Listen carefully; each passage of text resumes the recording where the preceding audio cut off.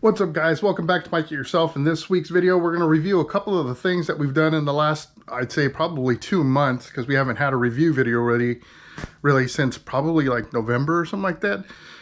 Just because there were things that either weren't worthy of being reviewed, just because it's so simple or whatever, and then other things where I just want to give it a little bit more time to kind of see how it worked out. I don't want to kind of do a review too soon and then find out it's a total failure like on day 31 or something like that. You know what I mean? So let's take a look at these couple of things that we did, and I'll give you my feedback on it. We'll see if it's a win or if we're taking an L.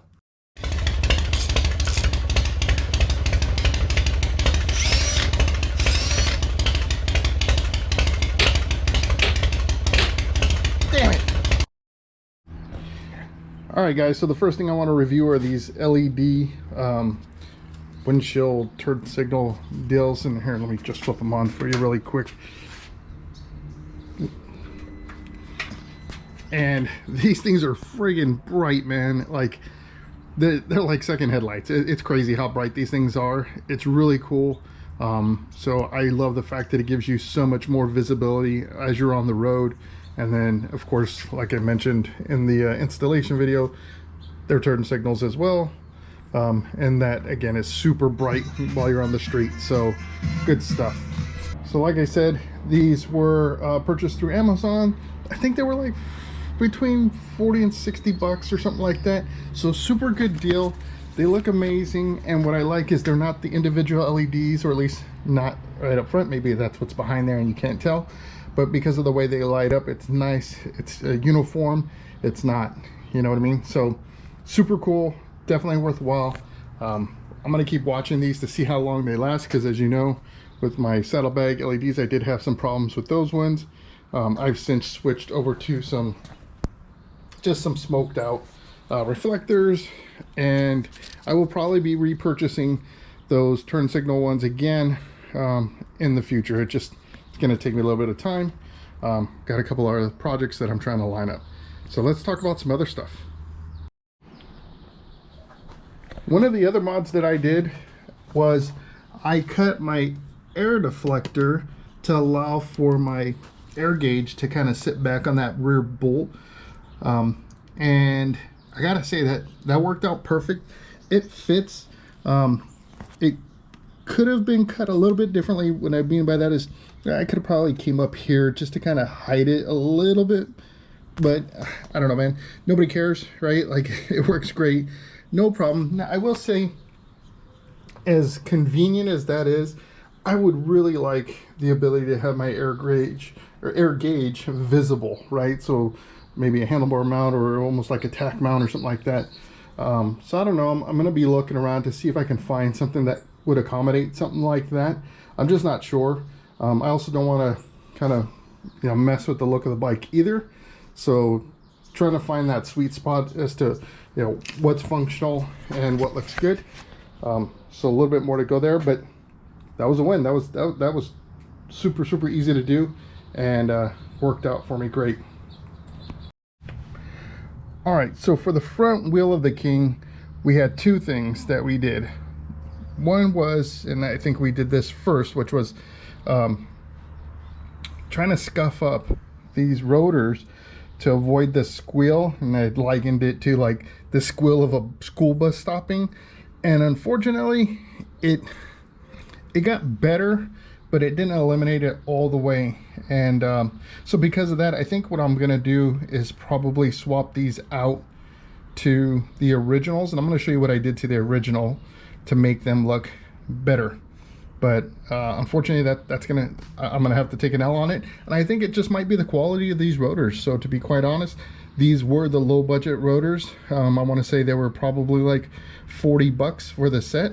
I've seen other ones in videos where it's chrome here, and then this strip here is like almost like a raw steel or something like that, which probably means you get a better, contact point or something like that. I don't know. It could just be the finish, right? And maybe over time, if I did it for long enough, it would wear away. But it gets annoying after a while, and the last thing, like, it just drives me nuts coming up to a street light and it just squeals and gets people's attention, right? So that's not the kind of attention I want. So yeah, and just to make sure, so if you're watching this, I also did change out my brake pads at kind of the same time to make sure everything was good to see. And I know that's one thing, is they say if you swap out your rotors, you should do your brake pads at the same time. That way you're kind of starting off fresh. You're not taking old wear points from a brake pad to your new rotors. Just something to think about. Let's talk about this riser, or lack thereof. So if you recall, I had put originally a riser on this fender when I installed my 21 inch DNA wheel, and there was no problems with that. But I had future plans that riser may interfere with, so I took it off and I went with one approach, which was just to put the fender back on like it was and see if there's any problems. Now, when I rotated the wheel, I didn't feel or hear any rubbing on the fender. But what I didn't account for is, as the tire gets hot, you know, that's going to expand a little bit. So not knowing exactly how much space you have in there, you're kind of gambling a little bit. Now, one of the viewers commented on a great method to test it, and that is to tape a bottle cap to the, you know, kind of the peak of the tire, and then rotate that, and as long as you can clear the bottle cap, then you're good. I didn't do that. Instead, I just decided to go ahead and drill out my rear hole to 3/8 of an inch, and then as you tighten it up, you kind of put a little bit of pressure on the tip here, and that kicks that back to give you that clearance, and I've had zero problems with that. So drilling that out to the 3/8 seems to be the way to go. Now, one additional modification I did have to do is on this fender, because it serves as fender for probably other models, right? It had a bolt that was sticking down underneath here.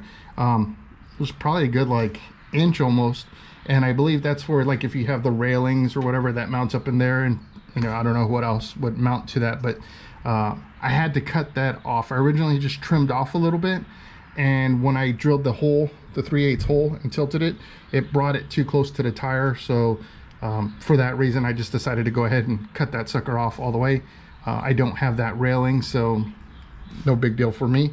But just something to think about, that if you're going to do that, you may want to look at either cutting it or kind of making a decision, right? And if you're not modifying your suspension to your bike, the risers can stay, not a big deal. Okay, but because I am doing those modifications, I wanted to account for that spacing in between kind of the top of your fender and your light bar, your passing bar. So that's the output on that. Let's take a quick look at those rotors and we'll wrap this up.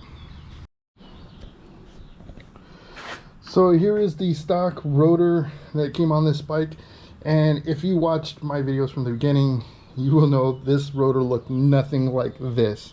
So I did post a video where I kind of polished it up a little bit, and it looked okay. I wasn't impressed with it, so I had to do a better job, and I went through and resurfaced this multiple times, and then hit it with a good buffing pad and some Mother's polish, and this thing looks fantastic. So I don't feel bad putting this OG rotor back on to the bike. So it looks great, and it won't have the squeal, so that'll be a plus as well. So yep, we're gonna go ahead and put those back on, and I'll figure out what I want to do with those other rotors. But yeah, we'll see how that goes. Alright guys, so that's it for this week's video. Like I said, a couple of quick things that we did in the past, some great modifications.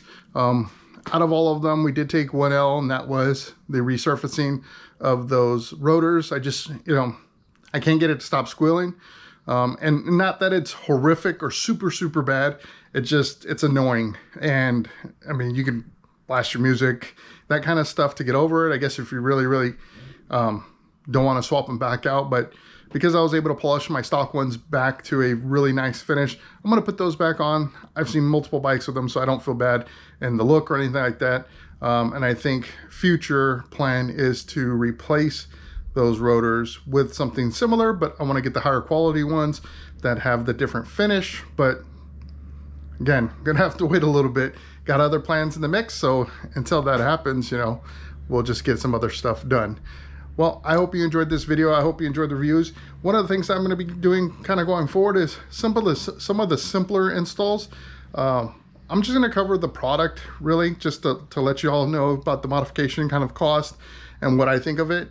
And then we'll do a review afterwards, but not so much the install, because things like a windshield or some pegs or whatever like that, those are kind of, you know, unless there's something really tricky about it, for the most part, y'all know how to put that stuff on. So I'm not going to kind of go over that stuff, but rather just go over the quality of it and, you know, what I think of it overall. So I hope you enjoyed this video. If you did, hit that thumbs up. If you enjoy my content, become a subscriber. I'd love to have you as part of as a member of our community.